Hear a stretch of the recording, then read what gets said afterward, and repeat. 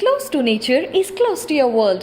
Myron Homes, Cherubic Farms at Chevilla, 7799949104. Telangana బీజేపీకి కొత్త అధ్యక్షుడు, పార్టీ పరిణామాలు మార్చేలా హైకమాండ్ వ్యూహం, కొత్త సారథిగా కిషన్ రెడ్డికి పగ్గాలు. అధిష్టానం నిర్ణయంతో బీజేపీ ఫేట్ మారుతుందా? ఎన్నికల వేళ అధ్యక్షుడి మార్పు ఎలాంటి ఫలితాలు ఇస్తుంది?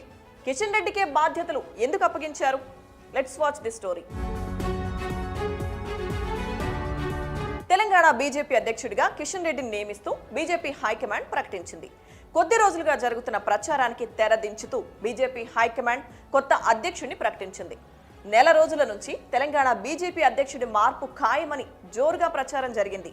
అయితే ప్రెసిడెంట్ రేస్లో తెలంగాణకు సంబంధించి పలువురు పార్టీ నేతల పేర్లు తెరపైకొచ్చాయి. చివరకు హైకమాండ్ మాత్రం కేంద్ర మంత్రి కిషన్ రెడ్డికే తెలంగాణ బీజేపీ పగ్గాలు అప్పగించింది. ప్రస్తుత అధ్యక్షుడిగా బండి సంజయ్కు మంచి మార్కులు ఉన్నప్పటికీ తెలంగాణలో జరుగుతున్న రాజకీయ పరిణామాల దృష్ట్యా ఆయన్ను మార్చాల్సి వచ్చిందని బీజేపీ నేతలు అంటున్నారు. బండి సంజయ్ స్థానంలో కిషన్ రెడ్డి వస్తాడనే టాక్ ఎప్పటి నుంచో ఉంది.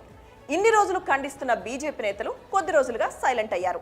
అదే సమయంలో హన్మకొండలో జరిగిన సభలో బండి సంజయ్ కూడా కాస్త భావోద్వేగానికి గురయ్యారు.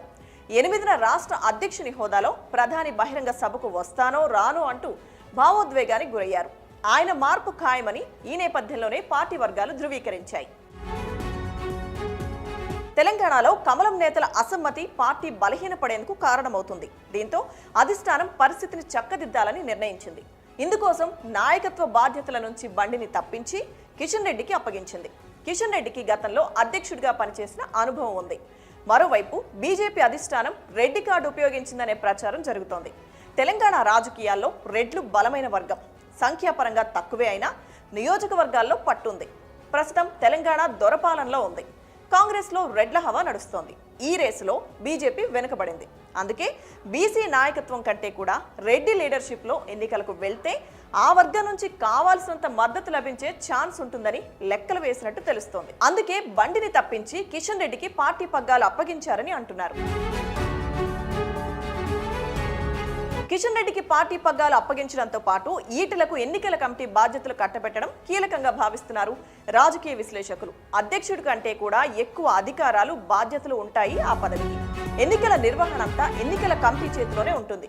అలాంటి కీలకమైన పదవికి ఈటలను ఎంపిక చేయడం వ్యూహాత్మకమని అంటున్నారు.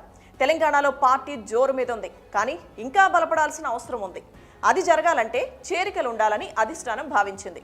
చేరికల విషయంలో బండి సంజయ్ ఫెయిల్ అయ్యారని అధిష్టానం భావిస్తోంది.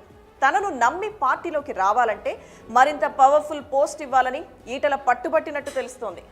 ఈటల వాదనకు అంగీకరించిన అధిష్టానం ఎన్నికల కమిటీ పదవి ఇచ్చిందని పొలిటికల్ సర్కిళ్లలో చర్చ నడుస్తోంది.